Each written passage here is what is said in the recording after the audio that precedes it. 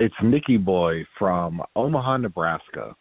As the pharaoh of all things stadium building, recently, just the other day, Mr. Hunt, the owner of the Chiefs, came out in front of a media scrum. Was talking about either doing renovations or building a new stadium. I'd love to hear your take as the pharaoh of all stadium builds on what he's actually trying to sell to the public at this point, considering there seems to be some new counsel that's involved as well. Thanks. Love the show. Much love to your family. And Koga. Hey, Coca, you just got an and Coca. Is that like an et al? ETAL? Much love to your family. I've never been called the pharaoh of anything. I think from Hebrew schools, I think back, being a pharaoh, I think is a bad thing, Coca, though I don't know. Maybe that's a synonym in his mind for king. I'm not exactly positive about any of it. But in any case, thank you for that question. Let's talk about the Kansas City Chiefs, Clark Hunt. So what Clark Hunt has been doing, and it's been quite purposeful and it's been quite strategic, and I've loved every bit of it. He basically has been talking about whether or not he is going to do a new stadium in Kansas or in Missouri. And he has been playing both of them against each other. Do we build a new Arrowhead? Do we renovate Arrowhead? Do we leave the state entirely? He has I want to give him credit, but I also want to tell you that there are examples of people in power in the business community who have a lot of say over which politicians are in office. And you may just think it's the normal way by when they give money to PACs or that they're throwing money around. That's not really where the power comes from. The power comes behind closed doors on forms that are not submitted to the public or filled out. The power comes when you've got meetings where the politicians and the business people are getting together and they're realizing that they have this symbiotic relationship where it's almost a codependence. Because the politicians, one of the reasons why they're willing to be politicians is the access, the ability to rub elbows with people they otherwise would not be able to rub elbows with.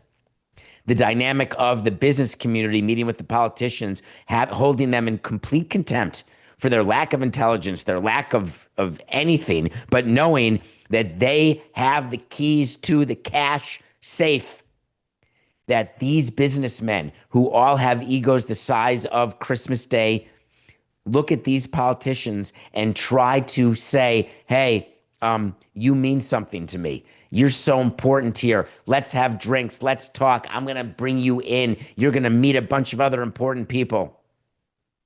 When you've got a county executive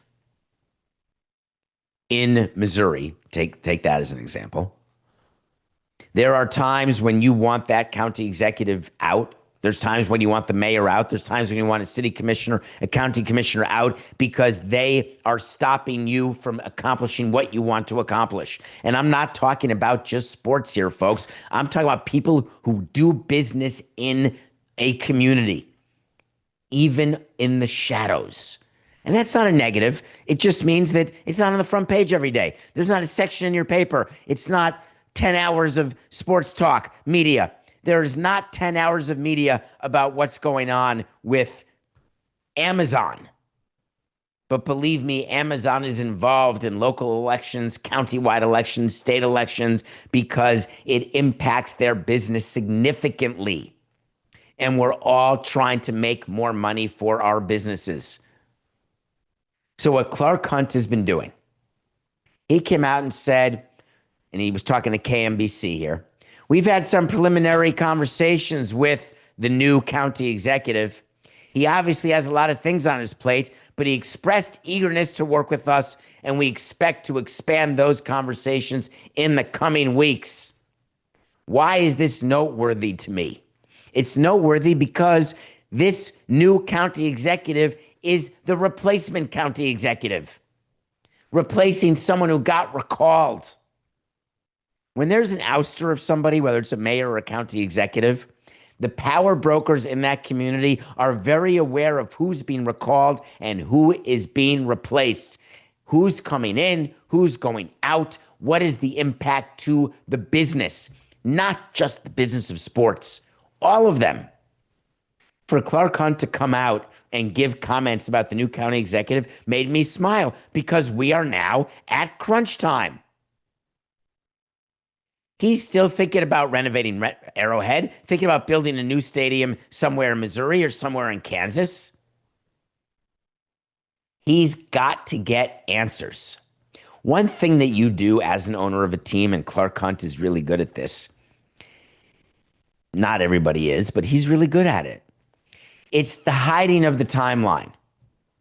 I've always criticized teams and owners who give you fake deadlines in order to try to tell you that something's going to happen if we don't hit this deadline. I'm guilty of it. I did it all the time out trying to get a ballpark in Miami saying, if you don't do something by X date, we're going to do Y. And I was bluffing every time because I had no Y. I had no option. With players, I don't like giving deadlines unless I mean it. If you don't sign by this date, we're pulling the offer. You better mean it or else everything you say loses credibility. Owners with new stadiums constantly say things like, we're going to have to explore relocation. We're going to have to examine our options. We're going to have to figure out what we're doing because the status quo doesn't work. They're always trying to let the public know, hey, you got to give us more. You've got to dig deeper because I'm never going to release the balloon that surrounds you, and that's the balloon of relocation threat. I'm not willing to release it, and I am very willing to embarrass you. I am willing to move to Kansas.